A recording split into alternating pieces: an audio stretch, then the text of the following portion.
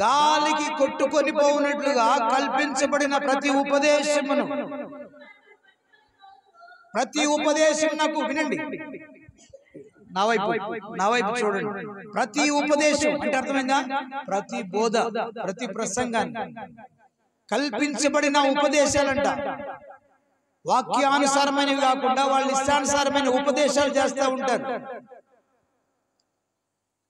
అర్థమైందా ఈ మాట? కల్పించబడిన ఉపదేశానికి గాలికి కొట్టుకొని పోయినట్టు అటు ఇటు కొట్టుకొని పోక,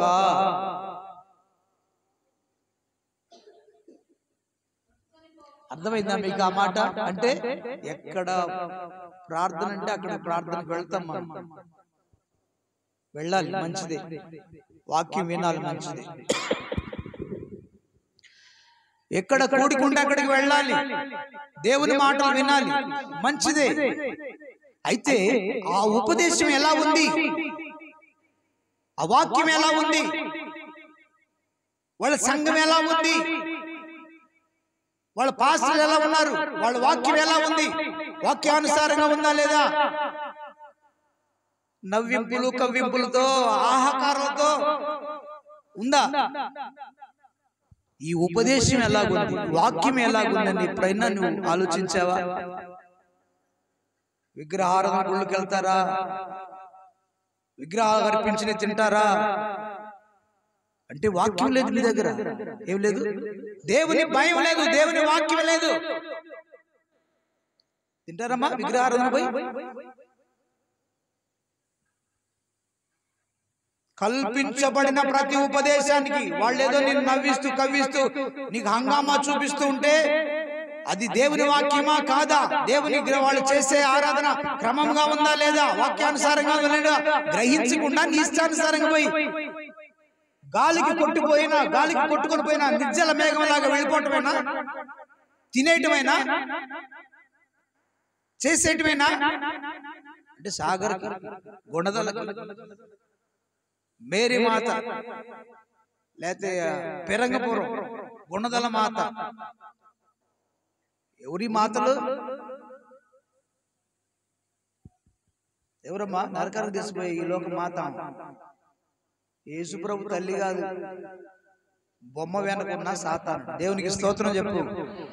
బొమ్మ వెనక ఉన్నటువంటి సాతానుడిని నిన్ను కూడా గుంజుకొని వెళ్ళాలని, మార్గం తప్పించాలని, నీ త్రోవ తప్పించాలని, సరళ వాక్యానుసారంగా వెళ్తుంటే వాక్యంలోంచి నేను బయటికి ఈడ్చుకు వెళ్ళాలి, నరకానికి తీసుకువెళ్ళాలని ప్రయత్నం చేస్తున్నటువంటి బోధలు, ఉపదేశాలు అవి.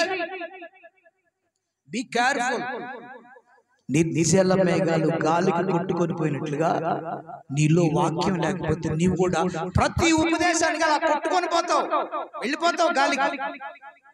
పోయి పోయి పోయి పోయి వాక్యం లేదు కాబట్టి, యేసయ్య లేడు కాబట్టి, భయభక్తులు లేవుగా, విశ్వాసం లేదు కాబట్టి ఏదో పైకి భక్తి చేస్తున్నావు, వాటి కొట్టుకొని పోయి నరకానికి వెళ్తావు.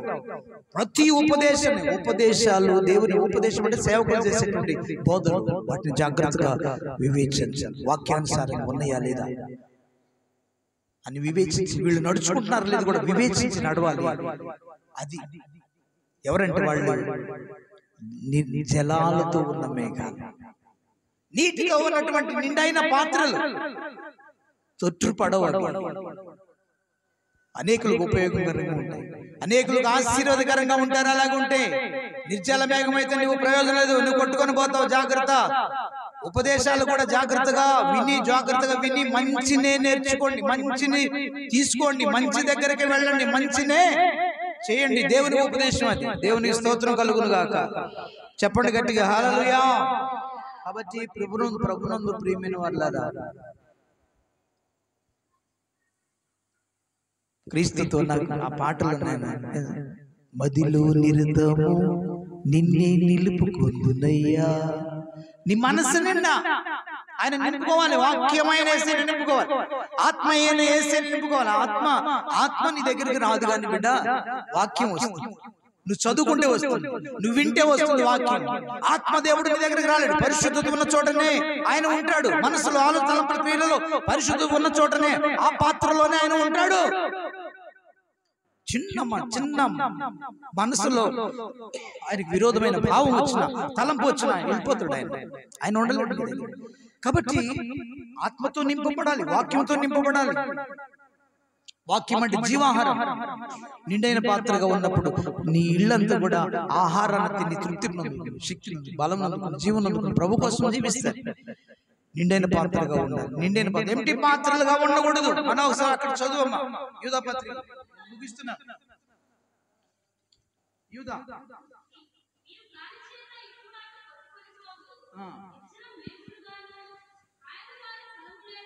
కాయలు రాలి ఫలములు లేక 2 మార్లు చచ్చి వేళ్లతో పెళ్లగింపబడిన చెట్లుగాను. చాలా ఒక మాట జ్ఞాపకం, కాయలు రాలి ఫలములు లేక 2 మార్లు చచ్చి వేళ్లతో పెకిలింపబడిన చెట్లుగాను. ఎంత దారుణం అండి!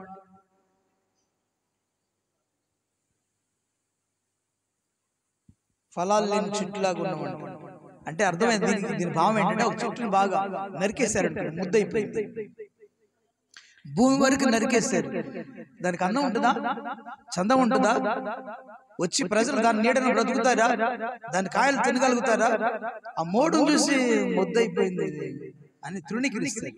అలా ఉన్నామంట మనం. దేవునికి స్తోత్రం చెప్పండి, చెప్పండి, చెప్పండి, చెప్పండి. హల్లెలూయా.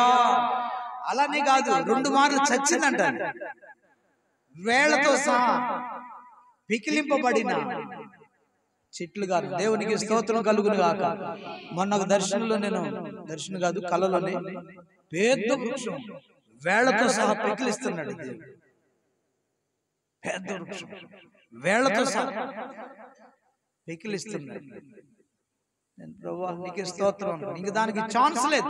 అలానే అంటున్నాడు, వేళ్లతో సహా పికిలింపబడిన చెట్లుగాను, తమ అవమానమును నొరగని వెళ్ళగరకు సముద్రం యొక్క ప్రచండమైన అలలుగాను, మార్గము తప్పి తిరుగు తోక చుక్కలుగాను కదా, మార్గము తప్పి తిరుగు చుక్కలుగాను ఉన్నారు. వారి కొరకు గాఢాంధకారము భద్రమర్చబడి ఉన్నది. ఆదాము మొదలుకొని 7వ వాడైన హానోకు వీరి గురించి ప్రవచించిట్లను, ఇదిగో అందరికీ తీర్పు తీర్చుటకు వారిలో భక్తిహీనులందరూ, భక్తిహీనముగా చేసిన వారి భక్తిహీన క్రియలను గూర్చి, భక్తిహీనులైన పాపులు తమకు విరోధముగా చేసిన కఠినమైన మాటలను గూర్చి వారిని ఒప్పించుటకు ప్రభువు తన వేవేల పరిశుద్ధులతో పరివారంతో వచ్చును. వారు తమ దురాశల చొప్పున నడుచుకొనుచు లాభము కొరకు మనుషులను, దేవునికి మహిమ కలుగును గాక. చేతగానే విషయం నాకు అదొక్కటే, మనుషులను లాభం కొరకు కొనియాడాలి. మిమ్మల్ని కొనియాడలాగా చేస్తున్నా. నాకు చేతగాంది, నా సేవలో నేను వచ్చి నాకు చేతగాంది కూడా ఈ మనుషులను కొనియాడటం చేతగాట్లేదు. అబ్బా మిమ్మల్ని కొనియాడితే బాగా. నేను మొన్న పండుగ పెళ్ళప్పుడు కూడా ఎవరు అన్నారు, నా అమ్మాయి